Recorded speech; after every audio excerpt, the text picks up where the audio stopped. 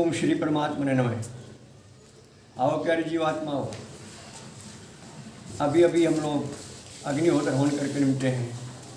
हवन के बाद हमारी सनातन परंपरा में कुछ आध्यात्मिक चर्चाएं की जाती हैं।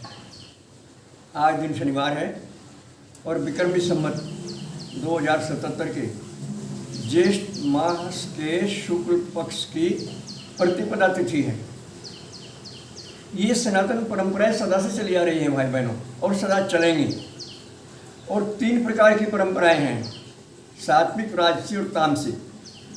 सात्विक परंपराओं का निर्वहन देवता लोग करते हैं, राजसी का मनुष्य और तामसिक परंपराओं का परिवहन राक्षस लोग करते हैं, जिन्हें हम असुर कहते हैं। तो आज हम अपने मानव समाज में देख रहे हैं, इसका आपको भी अनुभव होगा। तामसी प्रवृत्ति के लोगों की संख्या बहुतायत से नज़र आती है। जो आसुरी प्रवृत्ति प्रधान होते हैं उनमें पशुबल प्रधान होता है। तामस के कारण, तामस गुण के कारण वो अपनी ही बात सर्वोपरि रखते हैं। वो चाहे वेद विरुद्ध है, चाहे भगवान के विरुद्ध है, चाहे धर्म के विरुद्ध है, इसकी परवाह वो लोग नहीं करते। अच्छा, हमें उनकी बातों पर नहीं जाना है। हमें तो अपनी प्रवृत्ति सतगुणी रखनी है और संपूर्ण मनुष्यता का विकास करने के बाद इसी जीवन में देवत्व प्राप्त करना है। और ये काम हमारा केवल विवेक ही कर सकता है। विवेकवान व्यक्ति ही अपनी बुराई देखने में समर्थ होता है और अपने हृदय में बैठे प्रभु से अपना तार जोड़ने में समर्थ होता है। बिना विवेक के ये कार्य होने संभव नहीं है। एक आध प्रमाण नहीं, सैकड़ों हजारों प्रमाण मिलेंगे आपको।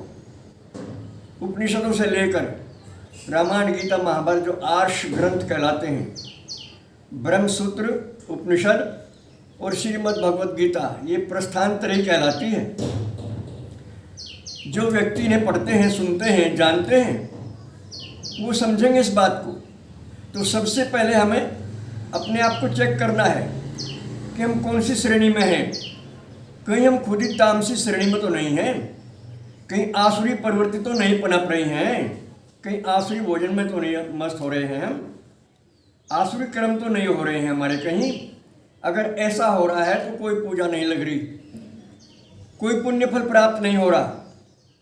बल्कि भगवान कृष्ण ने तो गीता में यहाँ तक कहा है प्यारे बहन भाइयों कि रजोगुणी वृत्ति के धारण करने के बाद जो कार्य किए जाते हैं उनमें दिखावट होती है।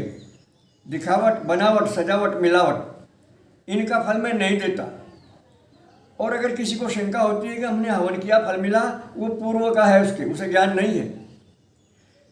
चूँकि 15वें अध्याय के 10वें श्लोक में जाइए आप कभी श्रीमद् भगवद गीता के, उत्क्रामंतम स्थितम वापि भुंजानम व गुणान्वितम विमूढ़ा नानु पश्यन्ति यान चक्षुषे।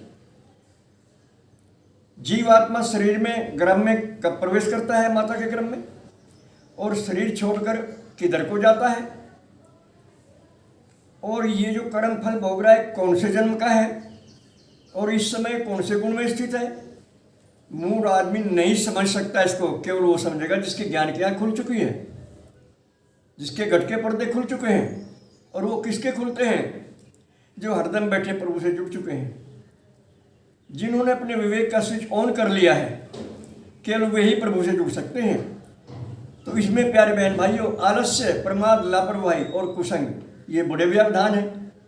इन सबको हमें दूर करना है और व्यक्तिगत रूप से स्वयं अंतर्मुखी होकर अपने प्रभु से जुड़कर अपना विवेक जगाना है।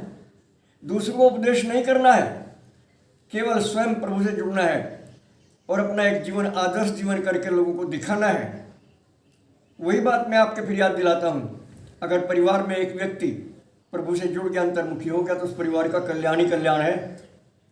और एक परिवार जुड़ गया तो गांव का कल्याण है, एक गांव जुड़ गया तो ब्लॉक का कल्याण है, एक ब्लॉक जुड़ गया तो जनपद का कल्याण है, जनपद जुड़ गया तो देश का कल्याण है, और देश जुड़ गया तो विश्व का कल्याण है।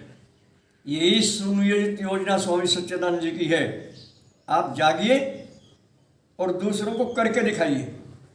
बस ज़्यादा समय नहीं लेते, हम अपनी वाणी को विराम देते हैं और हमारे भाव को आप समझें, आप समझने में समर्थ हैं और अमल करें, प्रयोग करें। मन वचन कर्म से एक होने का स्वयं प्रयास करें। सर्वे भवन्तु सुखिनः, सर्वे सन्तु निरामया, सर्वे भद्राणि पश्यन्तु मा कश्चित् दुःखभाग् भवेत्। हरि ओम तत्सत्।